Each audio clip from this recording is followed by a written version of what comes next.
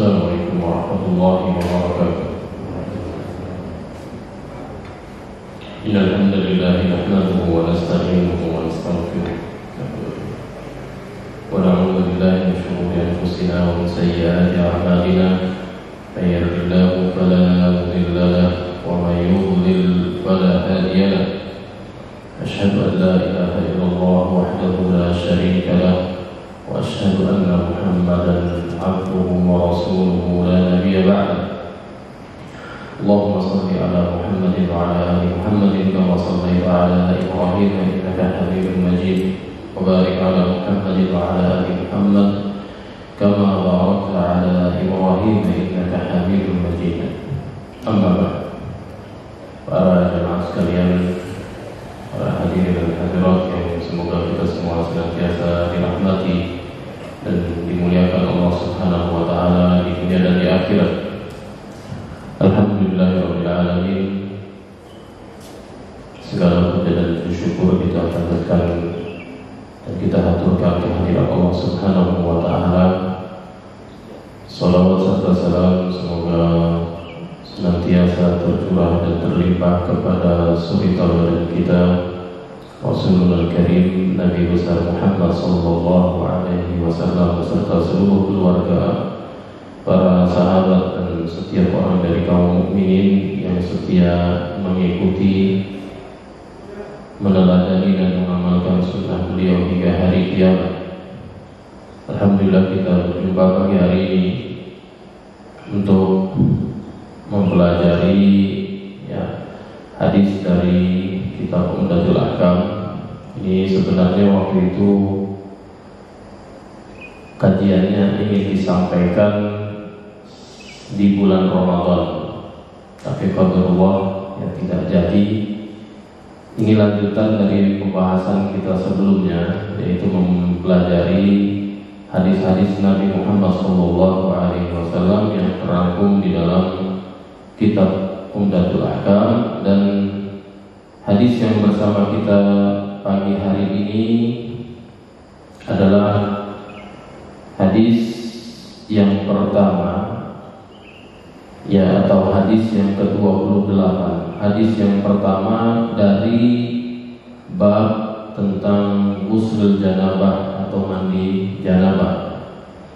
Dan ini yang ke-28 dari urutan hadis-hadis yang dimuat di dalam kitab Umdatul Ahkam. Baik, hadis ini adalah hadis yang diriwayatkan dari Abu Hurairah radhiyallahu taala anhu.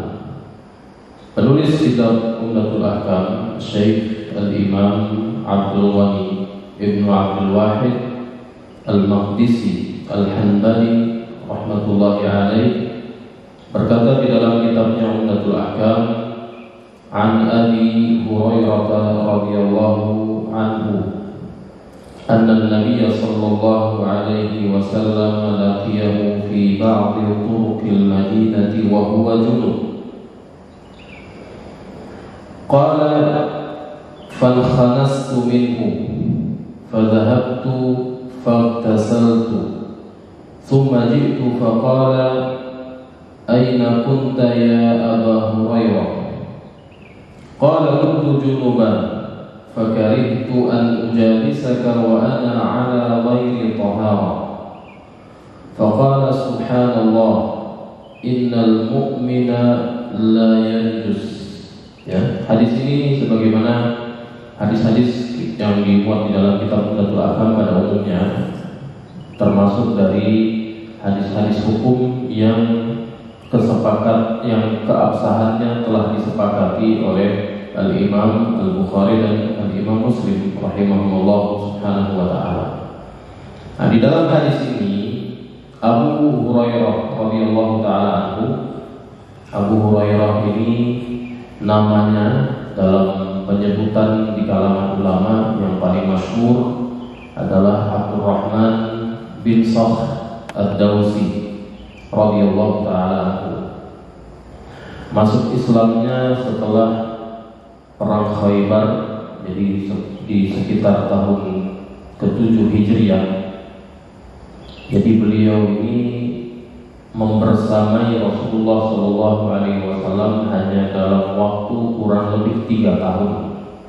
Tapi beliau ini karena selalu mengikuti Rasul SAW kemana-mana dan tinggal di pelataran Masjid Nabawi, dan juga didoakan oleh Rasulullah SAW agar apapun yang beliau simak dari Rasulullah SAW itu lekat dalam ingatannya, tidak mudah terlupakan. Maka beliau ini sepeninggal Rasulullah SAW meriwayatkan kepada kita hadis yang sangat banyak, menjadi seorang sahabat yang paling banyak meriwayatkan hadis dari Nabi SAW. Meskipun menurut penuturan Abi Hurairah sendiri, sebagaimana di dalam Sahih Imam Al-Bukhari, bahwa di antara sahabat Rasul SAW itu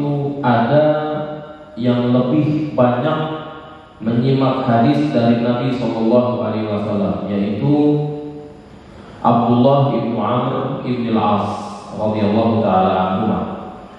Dan kata beliau juga, kata Abu Hurairah, Abdullah bin Amr bin Al-As ini mencatat, sedangkan beliau tidak pernah mencatat.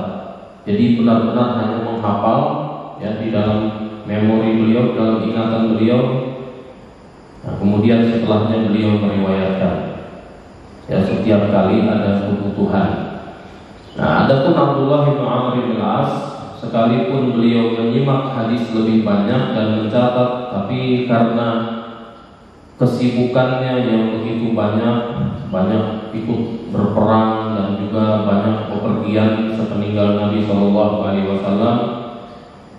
maka jumlah hadis yang diriwayatkan oleh Abdullah bin Amr bin Al-As tidak sebanyak hadis yang diriwayatkan oleh Abu Hurairah, Abdurrahman bin Sakhr. Abu Hurairah radhiyallahu ta'ala anhu di dalam hadis ini mengisahkan bahwa Nabi Muhammad SAW menjumpai beliau di jalan di kota Madinah, di salah satu jalan dari jalan-jalan yang ada di kota Madinah. Jadi berjumpa, bertemu Rasul SAW. Dan beliau Abu Hurairah ini sedang dalam keadaan junub, belum mandi junub. Kemudian beliau berkata, "Fan khanastu minhu." Lantas setelah berjumpa dengan Nabi SAW, dan di sebagian redaksi dari riwayat hadis ini dikatakan mereka sudah bertemu benar-benar bertemu, berpapasan, dan Nabi pun SAW memegang tangan Abu Hurairah radhiyallahu ta'ala anhu. Kemudian mereka setelah berpapasan dan Nabi SAW memegang tangannya, Nabi pun SAW duduk.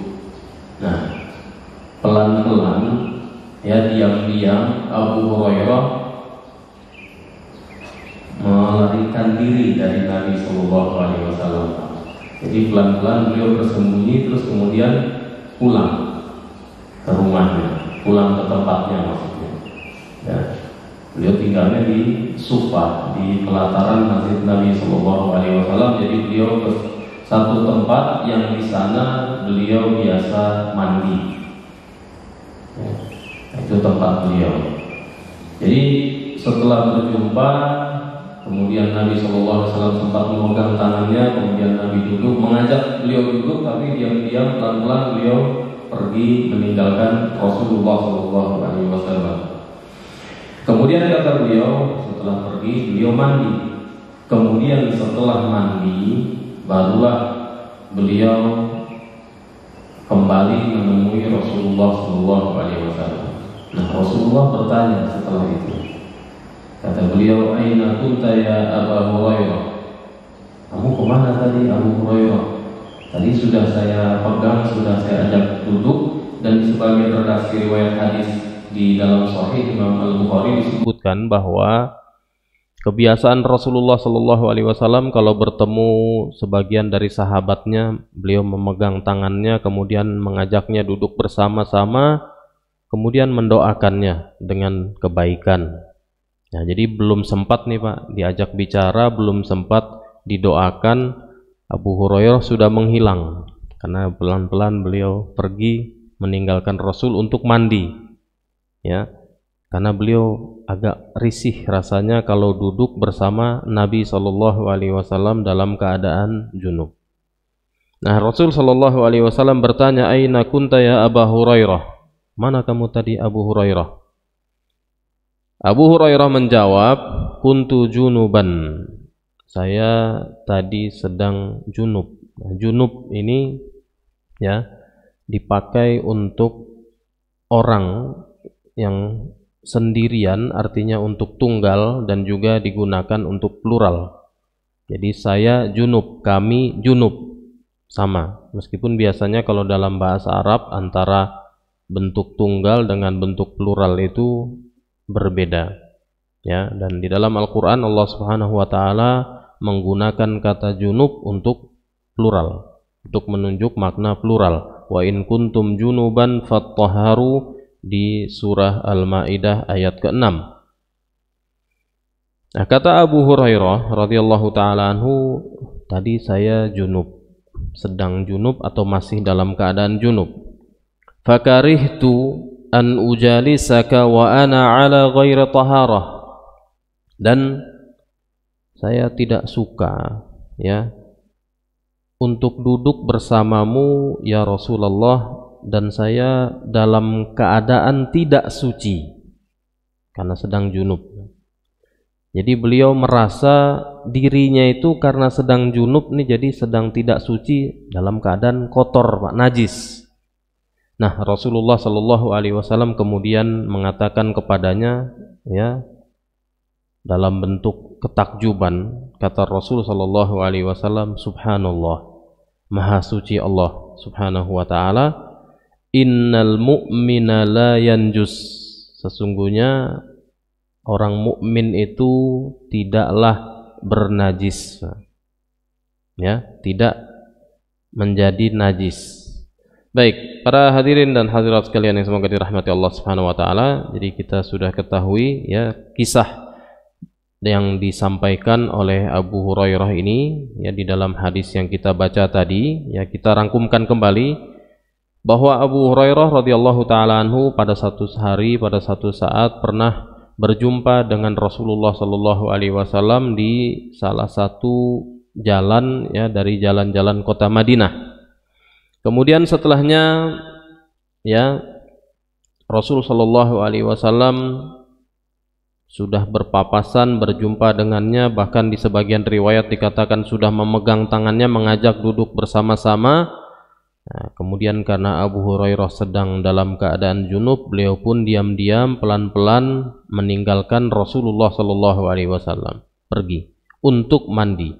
Setelah selesai mandi, barulah beliau kembali menjumpai Rasul Shallallahu Alaihi Wasallam. Kemudian Rasulullah Shallallahu Alaihi Wasallam bertanya, "Dari mana kamu Abu Hurairah? Bukannya tadi sudah bersama saya?" Ya. Kemudian kata Abu Hurairah, "Ya kalau kita ini Pak, mohon maaf, saya tadi belum mandi junub. Jadi saya pergi mandi dulu." Ya, kemudian saya agak risih kalau duduk bersama Anda wahai Rasul sallallahu alaihi wasallam sedangkan saya dalam keadaan najis, kata beliau begitu. Tidak dalam keadaan suci. Nah, kemudian Rasulullah sallallahu alaihi wasallam dengan takjub mengatakan, Subhanallah, innal mu'mina la yanjus. Ya, subhanallah. Seorang mukmin itu tidak menjadi najis, ya. Baik, ini maknanya dan beberapa pelajaran yang kita petik dari hadis ini, ya. Di antaranya adalah bahwa janabah atau status seorang dalam keadaan junub itu Pak, ya, tidaklah menjadikan badannya najis.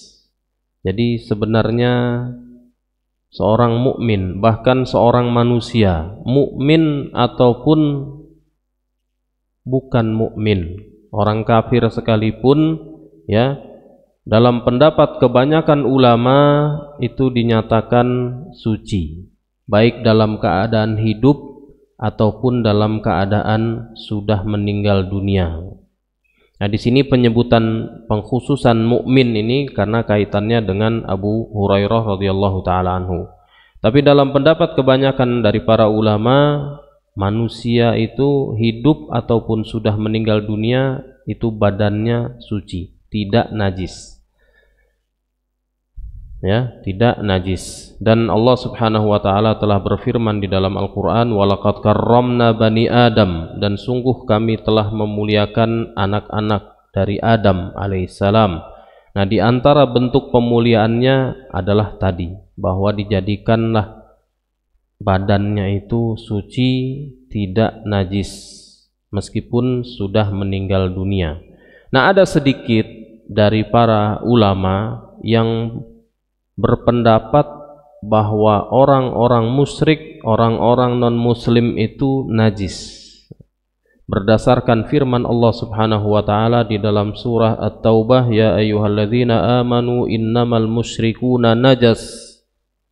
Wahai orang-orang yang beriman, semata-mata orang-orang musyrik itu adalah najas, artinya najis aini, maksudnya badannya itu dipahami mereka itu adalah najis. Nah, kebanyakan dari para ulama tadi atau jumhur ulama menafsirkan makna kenajisan mereka itu maksudnya najis dalam keyakinannya, Pak. Karena mereka meyakini adanya ilah selain Allah Subhanahu wa taala, meyakini dan menyembah Tuhan selain Allahu Jalla wa Ala.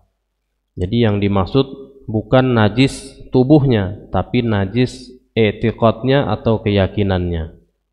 Nah, kalau berdasarkan hadis ini berarti memang manusia itu tidak najis meskipun sudah meninggal dunia, meskipun bukan seorang mukmin. Ya. Adapun orang yang meninggal dunia dimandikan, ini bukan karena dia najis. Ya, tapi agar disucikan dari hadasnya. Hadas itu seperti kalau kita mau sholat, ya, diwajibkan atas kita untuk mandi lebih dulu atau wudu lebih dulu, tergantung hadas apa yang ada pada tubuh kita, ya, tergantung dari jenis hadas apa yang ada pada tubuh kita. Kalau hadas kecil berarti yang diwajibkan atas kita adalah wudu. Kalau hadasnya hadas besar, habis berhubungan intim atau mimpi basah, ya. Kalau perempuan selesai menstruasi, selesai nifas, nah, sebelum sholat maka diwajibkan untuk mandi lebih dulu untuk menghilangkan hadas. Dan hadas itu sifatnya maknawi. Jadi sesuatu yang maknawi yang ada pada diri kita, dan dia bisa terangkat dengan wudu atau dengan mandi, atau apabila kita tidak sanggup melakukan keduanya maka menggantinya dengan tayamum. Ya, tayamum bisa menggantikan wudu sebagaimana juga dapat menggantikan mandi. Dan dengan cara yang sederhana, tayamum itu dengan menggunakan debu atau yang, ya, semisalnya, artinya yang berupa tanah ataupun apa-apa yang berupa debu yang menempel di permukaan bumi.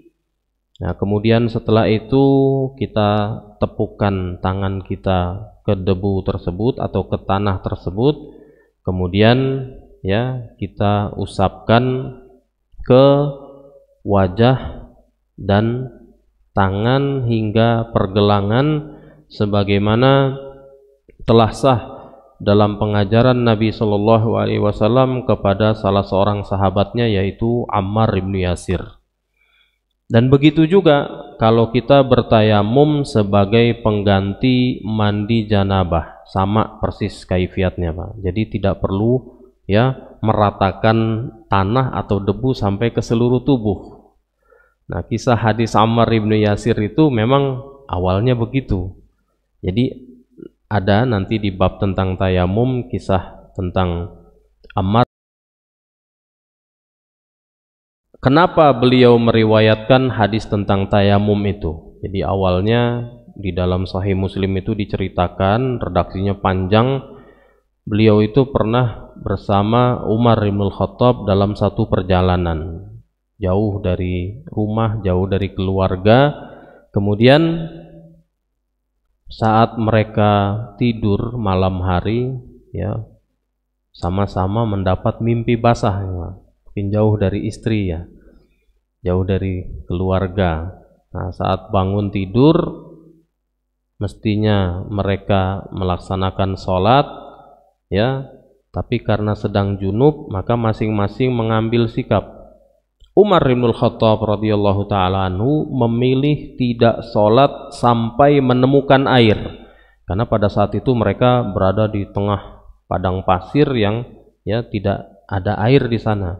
Jadi Umar mencari-cari air dan tidak sholat sampai mendapatkan air. Nah, adapun Ammar bin Yasir, ya, radhiyallahu taala anhu, beliau memahami bahwa tayamum bisa menggantikan mandi junub, tapi beliau tidak paham secara detail kaifiatnya, sehingga beliau mengatakan tentang dirinya, fatamarragtu fis sa'idi kama tamarragud dabbah.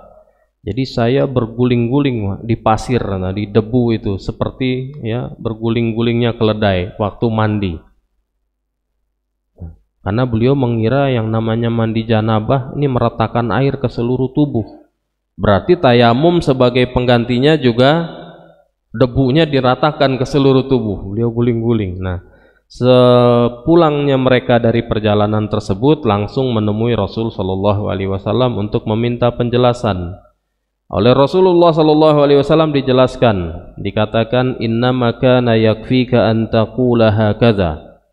Sebenarnya waktu itu cukup kamu melakukan begini, ya. Kemudian dicontohkan, ya, Rasulullah sallallahu alaihi wasallam menepukkan kedua telapak tangannya ke tanah atau ke debu, kemudian setelahnya mengusap dengan kedua tangannya wajah dan kedua tangan hingga pergelangan tangan. Sudah sampai segitu saja, Pak.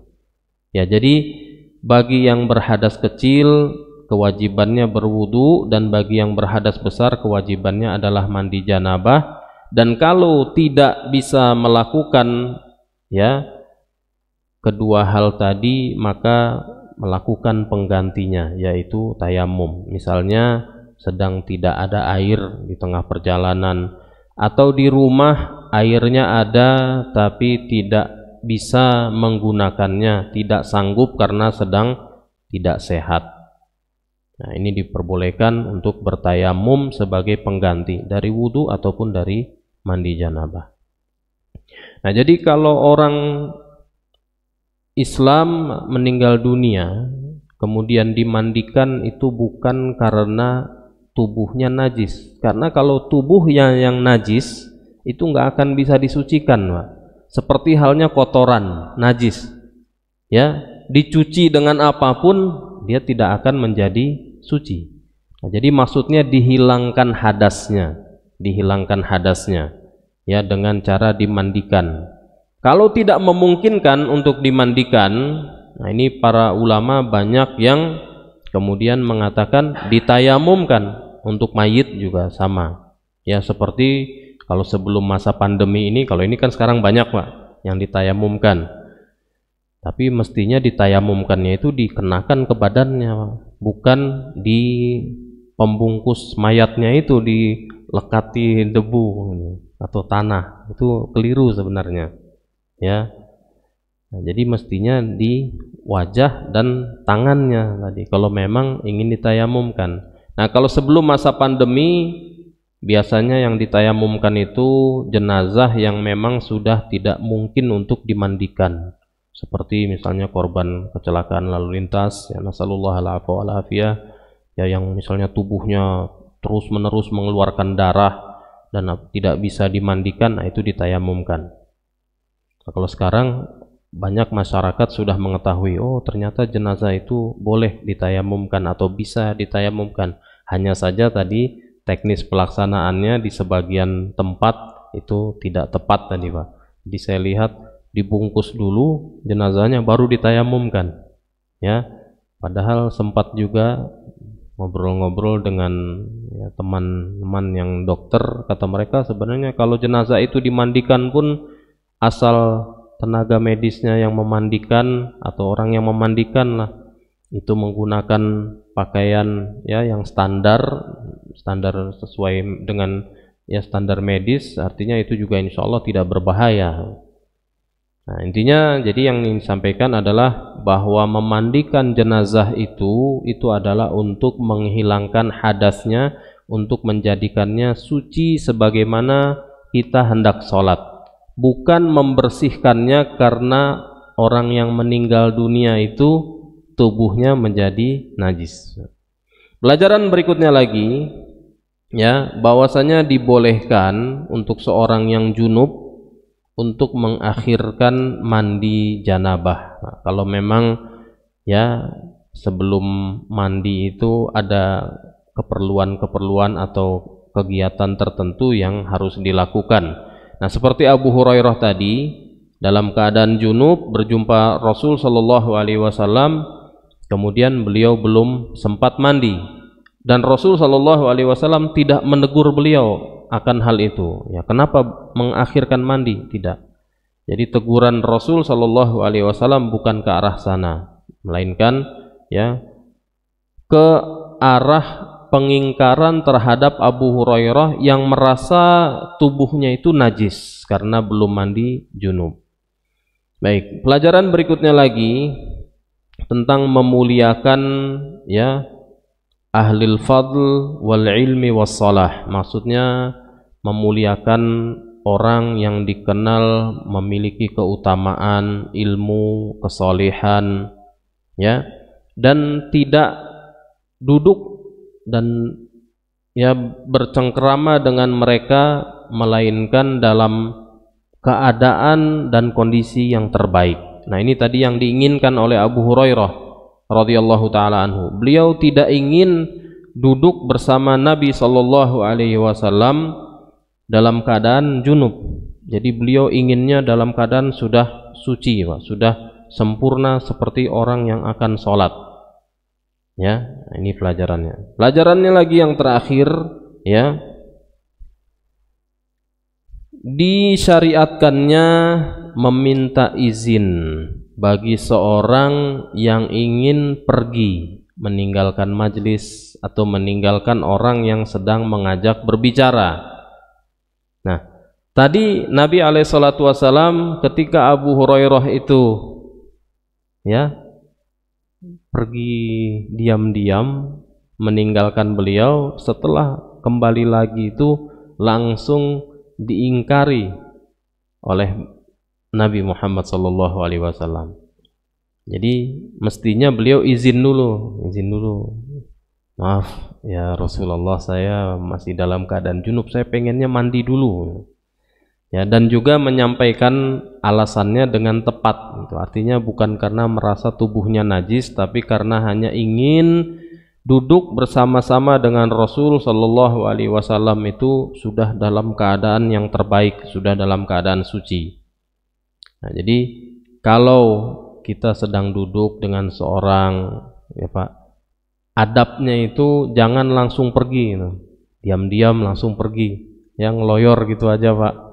Tapi izin dulu, Pak, saya pamit dulu, mau ada keperluan apa, ya seperti itu Pak. Ini juga termasuk dari pelajaran di hadis Nabi Shallallahu Alaihi Wasallam tadi. Ya, ini hadis yang pertama. Alhamdulillah kita punya waktu masih sedikit, Pak.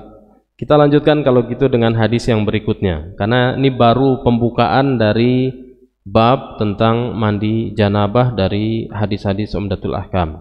Hadis yang berikutnya, penulis kitab Umdatul Ahkam yang mengatakan an Aisyah radhiyallahu taala anha qalat kana Rasulullah sallallahu alaihi wasallam idza igtasala minal janabati ghasala yadayhi thumma tawadda'a wudu'ahu lis-salati thumma yaghtasil thumma yukhallilu biyadayhi sha'rahu hatta idza dhanna annahu qad arwa basharatahu afada 'alaihi al-ma'a thalatha marratin thumma ghasala sa'ira jasadihi wa qalat kuntu aghtasilu ana wa Rasulullah sallallahu alaihi wasallam min ina'in wahidin naghtarifu minhu jami'a.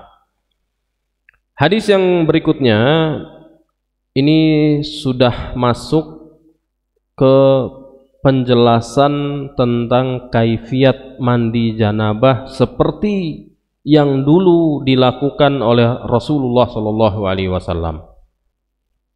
Nah, di dalam Al-Qur'an ya, dan juga sebagaimana dikatakan oleh Al-Imam Syafi'i rahimahullah, Allah Subhanahu wa taala hanya menyebutkan mandi itu secara global saja, Pak. Tidak merinci bagaimana kaifiatnya.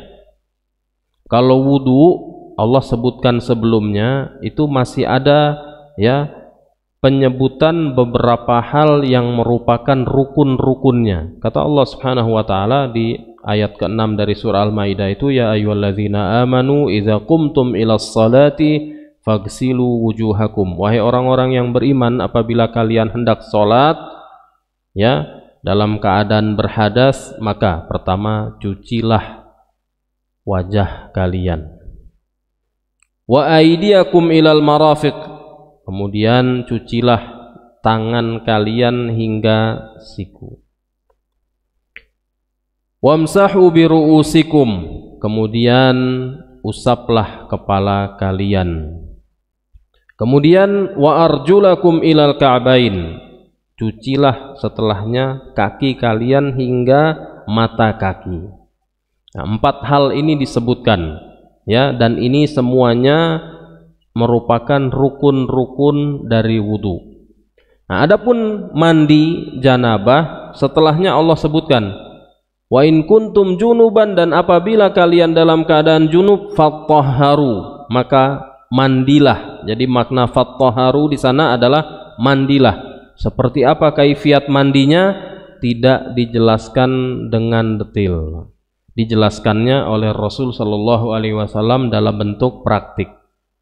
Nah, kalau kita menerima ayat itu tidak memahami hadis-hadis ini, bingung gimana mandinya caranya.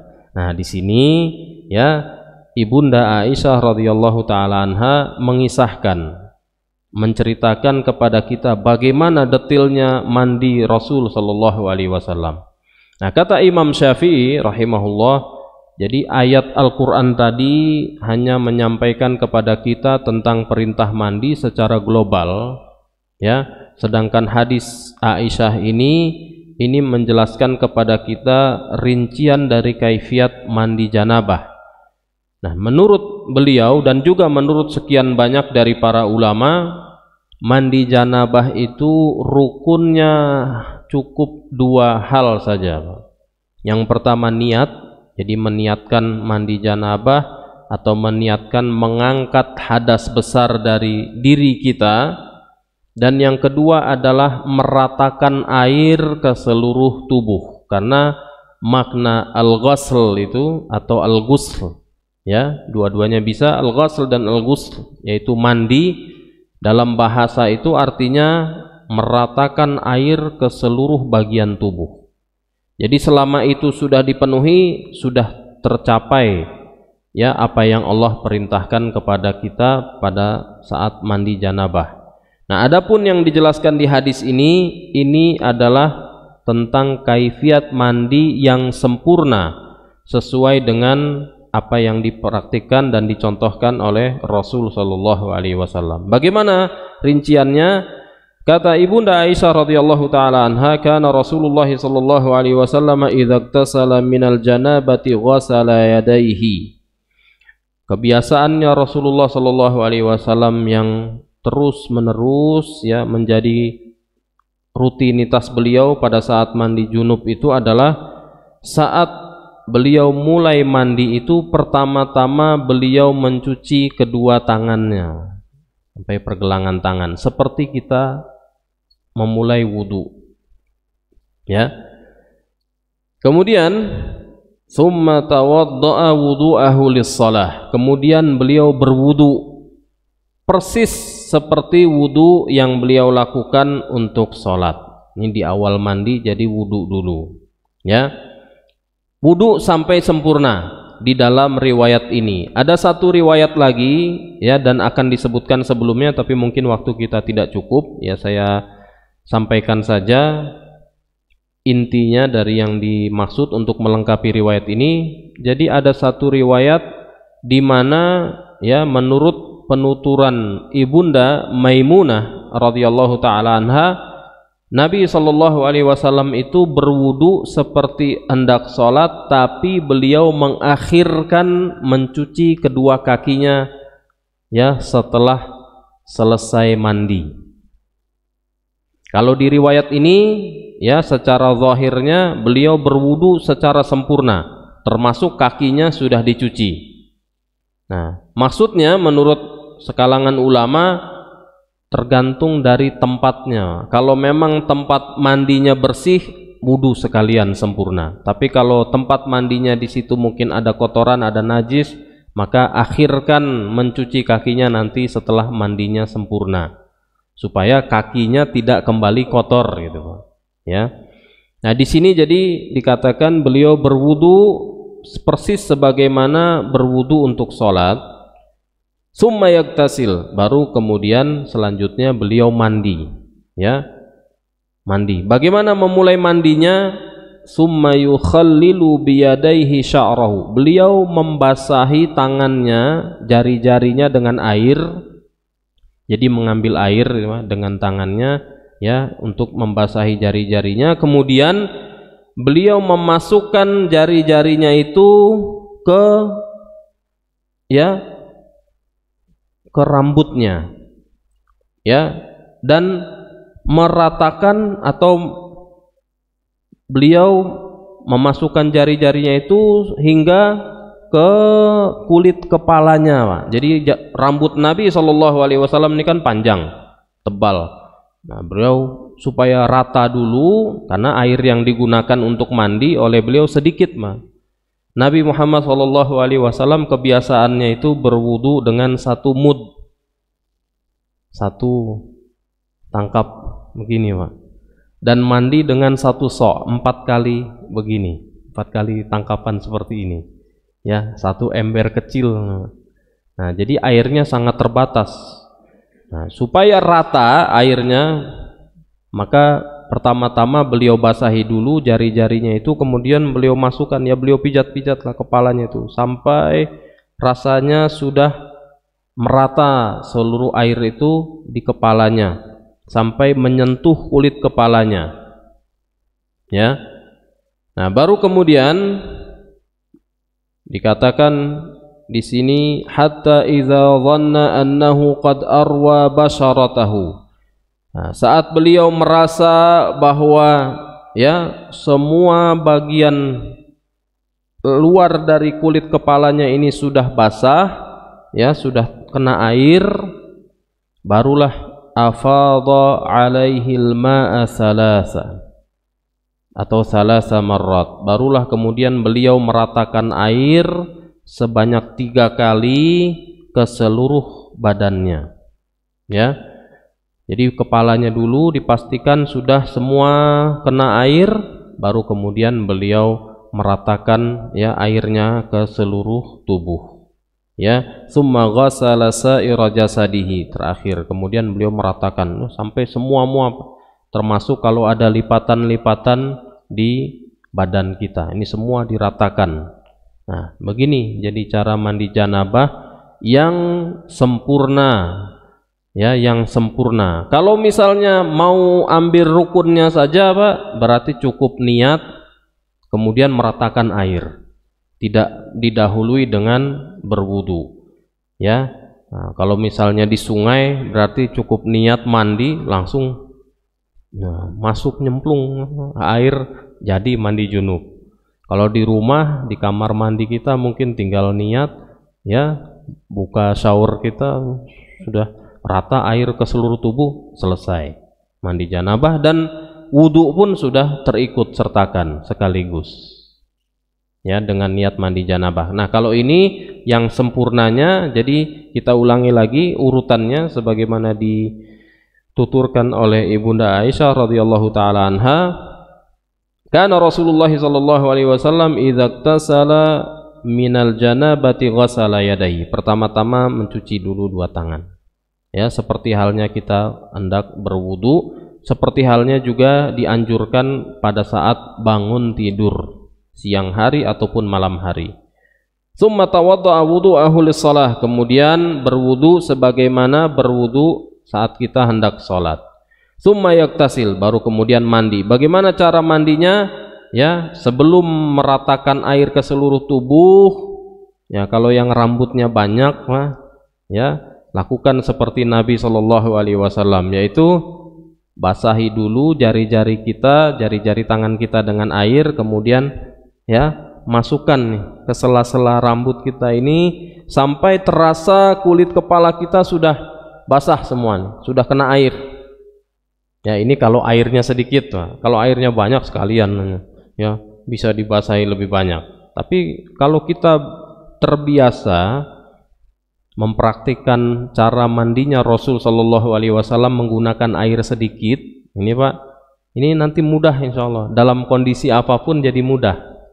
Nah, saya juga dulu pertama kali belajar tentang mandi itu agak-agak bingung, mandi dengan satu ember kecil nih gimana Pak? Ya susah Pak, bagi kita biasa mandi ambil air dari pakai gayung dari bak sepuasnya ya, atau pakai shower itu sepuasnya. Nah, begitu membaca ini gimana? Ternyata bisa ya, sedikit-sedikit ambil, bahkan diciduk pakai tangan ya. Nah, karena nanti ada keadaan-keadaan tertentu yang mungkin kita alami di mana ketersediaan air di sana tidak banyak. Nah, biasakan coba Pak dilatih sedikit-sedikit nanti di rumah mandi dengan air yang sedikit. Nah, jadi pertama-tama pastikan dulu ya rambut kita ini sudah basah semua sampai kulit kepalanya pun sudah basah terkena air. Nah, kemudian hatta idza dhanna annahu qad arwa basharatahu, saat beliau merasa sudah ya meratakan air ke seluruh bagian lahir dari kulit kepalanya ya, afadha alaihi al-ma'a thalatha marrat, kemudian beliau mengguyurkan air nih pelan-pelan ke kepalanya 3 kali ya, summa ghassala sa'ira jasadi, kemudian meratakan air ke seluruh bagian tubuhnya. Nah, pelajaran-pelajarannya kita persingkat insyaallah. Pertama adalah disyariatkannya mandi janabah ya, baik apakah sebabnya karena mengeluarkan mani ya, atau hanya karena melakukan penetrasi saja, dan ini sebenarnya juga mewajibkan seorang untuk mandi janabah Pak. Nanti datang di antara hadis-hadis yang ada di dalam kitab ini, dan ini sudah disepakati oleh para ulama bahwasanya apa? Idza jalasa ar-rajulu baina syu'abihal arba, apabila seorang laki-laki duduk di antara 4 bagian tubuh perempuan, itu maksudnya menggauli istrinya ya, summa jahadaha, kemudian ya menggaulinya gitu Pak ya faqad wajabal ghusl, maka dia sudah wajib mandi junub meskipun belum sampai ejakulasi ya. Jadi dengan sekedar melakukan penetrasi, nah kalau di fikih itu diperjelas, disebutkan lebih detail, sekadar memasukkan ya kepala dari zakar kita ini, atau sekadarnya, kadar ukuran kepala zakar itu, kalau bagi yang tidak ada misalnya kepala zakarnya, begitu disebutnya di fikih Pak. Karena bisa jadi ada yang dilahirkan memang mungkin dengan bentuk zakarnya tidak memiliki kepala. Ya, jadi kalau memasukkan sekadar itu saja itu sudah junub meskipun belum mengalami ejakulasi.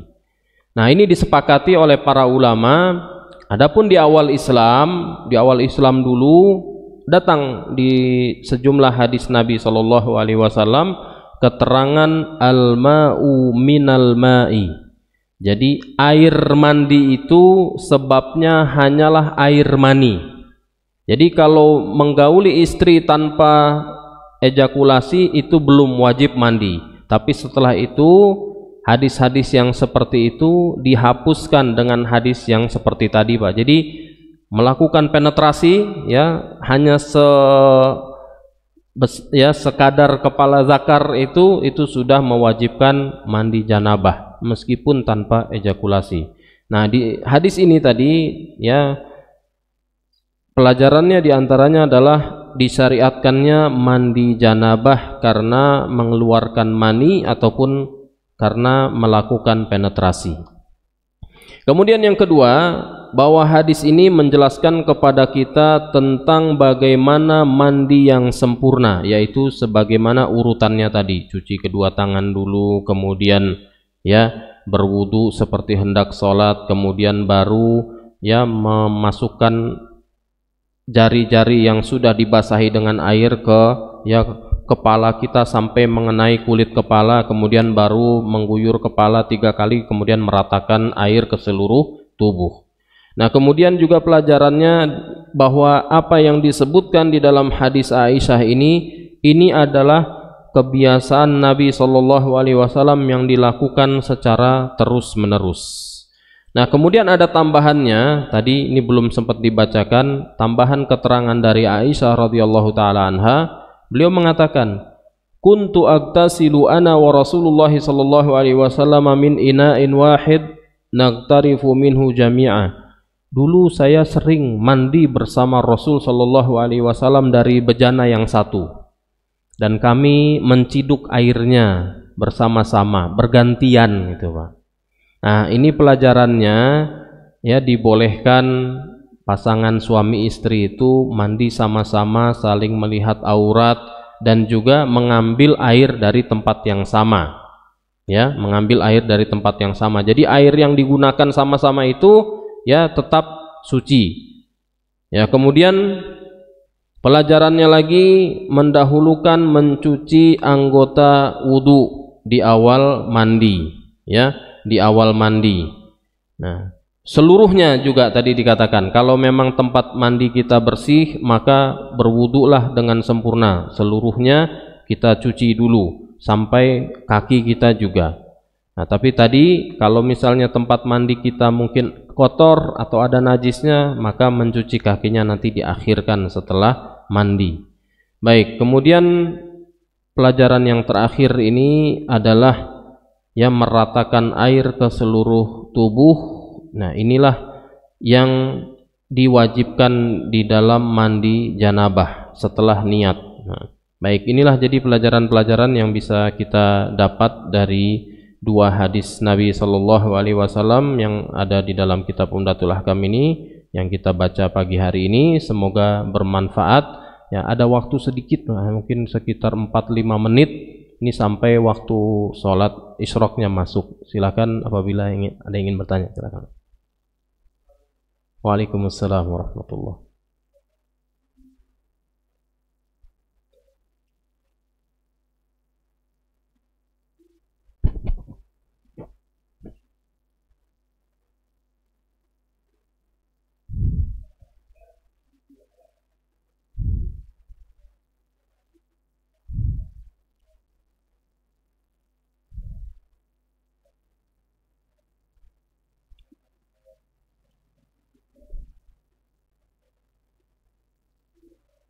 Baik.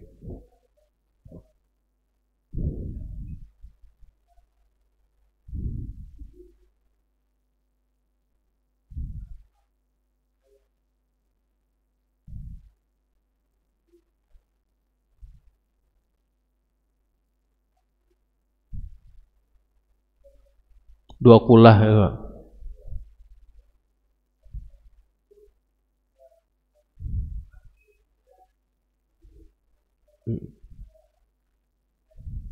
Ya.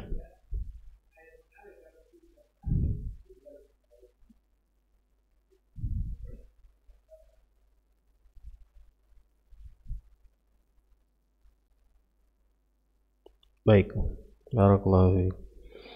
Yang pertama tadi pertanyaannya adalah kalau kita mandi biasa, apakah itu juga sudah bisa dianggap wudu?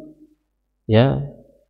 Dia kalau dalam wudu di antara rukunnya adalah mencuci anggota wudu secara berurutan, Pak. Ya, secara berurutan. Jadi ada yang istilahnya itu at-tartib sebagai salah satu rukun wudu, dan ini dalam pendapat kebanyakan ulama.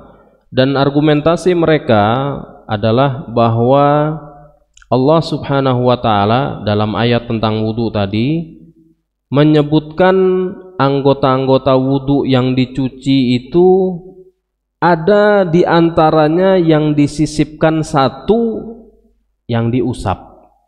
Jadi ya sebenarnya kalau secara gramatikal Allah Subhanahu wa taala menggunakan huruf waw di sana. Fagsilu wujuhakum, cucilah wajah kalian, wa aidiyakum, tangan kalian. Ya, wamsahu biruusikum, dan usaplah kepala kalian, wa arjulakum ilal ka'bain, dan cucilah kaki kalian hingga mata kaki.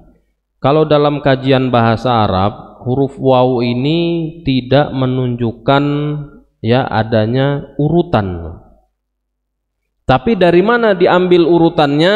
Nah, kata para ulama termasuk Imam Syafi'i rahimahullahu taala, ketika Allah menyisipkan satu anggota yang diusap atau ya diusap ya. Kepala itu diusap, di antara anggota-anggota wudu yang dicuci ini menunjukkan satu faedah, yaitu tartib.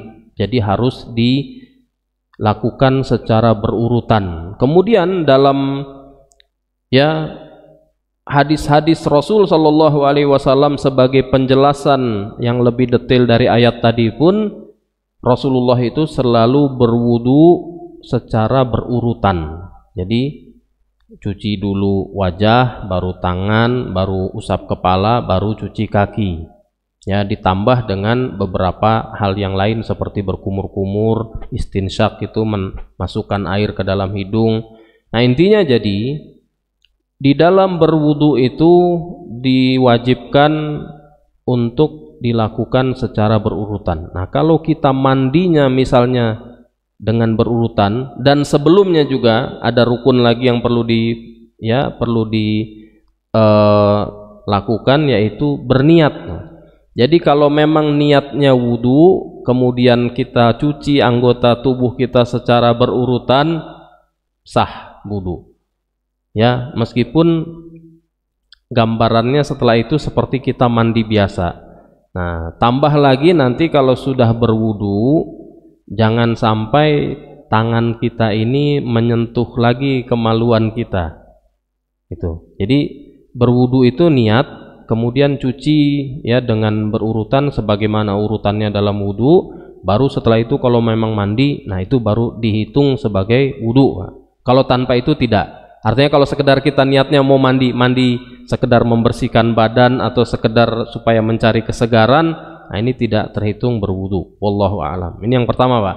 Yang kedua, tentang penggunaan air yang sedikit dan kaitannya dengan yang diistilahkan di kalangan para ulama dengan air musta'mal. Ya, kaitannya kan ke sana. Jadi air itu memang yang dinyatakan suci dan tidak akan membawa najis itu adalah air yang banyak. Berapa kadar air yang banyak? Nah, dalam penentuannya para ulama berselisih. Banyak dari para ulama memakai sejumlah hadis-hadis yang menunjukkan ukuran 2 kulah itu. Berapa 2 kulah pun mereka berselisih, Pak. Tapi intinya kata mereka, kalau air itu sudah 2 kulah sebagaimana dalam teks hadisnya, maka dia tidak akan membawa najis. Artinya selama belum terjadi perubahan pada sifat-sifat air, warnanya, rasanya, ya, ataupun baunya. Kalau sudah berubah meskipun dia satu lautan, Pak, maka menjadi najis, berubah dengan najis, ya. Sungai, di situ orang buang limbah, limbahnya maksudnya kotoran manusia gitu, Pak. Kan biasa orang kalau habis sedot tinja tuh buang di sungai. Kalau kemudian sungainya tercemar karena itu, airnya najis meskipun airnya mengalir banyak, ya. Nah, jadi air yang mengalir tadi maksudnya itu air yang dinyatakan dia suci, tidak membawa najis selama memang tidak ada mengalami perubahan pada sifat-sifatnya, ya. Nah, air yang sedikit yang diambil dari situ boleh digunakan untuk berwudu. Hanya saja yang suka kita pelajari dulu adalah tentang air musta'mal ini. Apa itu air musta'mal? Ya, di kalangan para ulama yang mengatakan dia ini suci tapi tidak mensucikan, air musta'mal itu adalah air yang sudah digunakan untuk bersuci yang wajib seperti berwudu. Nah, di mazhab Syafi'iyah juga ada. Ya, di mazhab Syafi'iyah terkenal dengan pendapat ini. Bahkan ini memang di pendapat banyak ulama dari 4 mazhab itu. Nah, tapi di mazhab Syafi'iyah sendiri mereka menjelaskan kapan air itu menjadi musta'mal. Kata mereka air itu menjadi musta'mal kalau waktu kita menciduk itu, ya, itu tidak kita niatkan untuk mencuci anggota wudhu kita. Itu jadi musta'mal kata mereka. Ya, jadi air yang kita ambil sisanya itu kalau dia sedikit itu menjadi musta'mal. Tapi kalau kita niatkan waktu menciduk memang menciduk hanya sekedar untuk memindahkan air ini ke anggota tubuh kita yang kita cuci waktu wudu atau kita usap, ini menurut mereka tidak menjadi musta'mal. Kalau bapak-bapak ingat, mungkin ini sebenarnya pernah ada yang bertanya waktu ramai-ramai sebelum Pilpres itu, Pak, waktu kita ya sempat berpolemik tuh tentang kaifiat wudu yang waktu itu dipraktikkan oleh siapa waktu itu, Pak Sandiaga Uno atau siapa ya, Pak, ya, dengan air sedikit itu, Pak, ya. Nah, kan sempat berpolemik. Alhamdulillah ya ada sejumlah kalangan ulama agamawan yang menjelaskan itu boleh, sah. Kenapa? Airnya tidak berubah status menjadi musta'mal sekalipun di mazhab Syafi'i. Karena apa? Selama dia meniatkan memang menciduk airnya itu untuk berwudu, untuk membasuh atau mengusap anggota wudu dari tubuhnya, begitu, Pak. Jadi nggak masalah air sedikit, yang penting kan memang kita niatkan ini kita menciduk nih hanya sekedar untuk memindahkan air gitu, Pak. Nah, kalau nggak diniatkan gitu, kita niatnya misalnya wudu di situ, nah ini baru jadi musta'mal. Ini kita bukan mindahkan air tapi kita kobok-kobok gitu, Pak. Nah, ini baru musta'mal di mazhab Syafi'i. Dan sebagian dari para ulama ya ada yang sama sekali tidak memperhitungkan tentang air musta'mal ini. Artinya air itu selama dia suci, tidak terkontaminasi oleh najis dan tidak berubah sifat-sifatnya atau salah satu sifatnya, maka dia tetap bisa dipakai bersuci meskipun sedikit.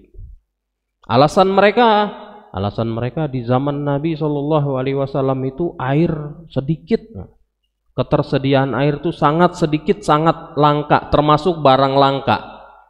Tapi ya tidak pernah diceritakan kepada kita atau diinformasikan kepada kita ya bahwa mereka itu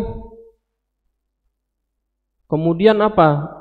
Kemudian mereka itu pakai airnya selalu banyak gitu kan. Jadi airnya memang sedikit. Nah, itu memang ihwal di zaman Nabi SAW ya. Jadi mungkin memang sangat mungkin mereka pakai air yang sedikit-sedikit itu. Jadi bahkan mereka ini tidak menerima sama sekali konsepsi tentang air musta'mal ini. Pokoknya air dibagi oleh mereka suci najis. Selama air itu tidak terkontaminasi oleh najis dan tidak berubah ya salah satu sifatnya atau seluruh sifatnya akibat dari najis tersebut, maka bisa dipakai meskipun cuma sedikit, Pak, meskipun cuma 1 gelas gini, dipakai berwudu, dituangkan atau dikobok sekalipun, ya, diambil diciduk dengan tangan, ini tidak masalah. Ya, tapi untuk berhati-hatinya tadi, Pak, sederhananya apa? Saat menciduk, ya kita memang berniat menciduknya itu hanya untuk mengambil, ya, memindahkan air itu ke tubuh kita untuk kita gunakan mencuci atau mengusap anggota-anggota wudu kita. Nah, itu insya Allah juga tidak jadi mustamal meskipun di kalangan mazhab Syafi'iyah yang mereka itu tadi mengenal konsep tentang air mustamal. Nah, tapi kalau misalnya air yang kita pakai kemudian kita tampung, Pak, air sisa bersuci ditampung, ya, habis bersuci ini airnya ditadahi di ember misalnya, nah itu dipakai lagi, itu baru tidak mengangkat hadas kita selama airnya sedikit, artinya sedikit kurang dari 2 kulah. Kata mereka lagi, kalau ditambahkan lagi dengan air yang banyak jadi 2 kulah lagi, Pak, maka bisa dipakai lagi. Nah, sederhananya begitu, Pak. Jadi kalau memang air segini habis kita pakai hilang, udah dibuang, atau sudah selesai habis semuanya kita gunakan, tidak termasuk ke dalam mustamal selama saat kita menciduknya itu kita meniatkan memang untuk bersuci, berwudu misalnya. Dan memang secara otomatis kalau kita berwudu, ya kita waktu menciduk memang niatkan untuk menciduk, untuk berwudu. Demikian yang bisa disampaikan biidznillah taala pada pagi hari ini. Semoga bermanfaat untuk kita semua, dan saya mohon maaf atas segala kekurangannya, dan juga mungkin karena waktunya sudah terlalu panjang, kita cukupkan dulu hingga di sini. Subhanakallahumma wa bihamdika asyhadu an la ilaha illa anta astaghfiruka wa atubu ilaik. Wassalamualaikum warahmatullahi wabarakatuh.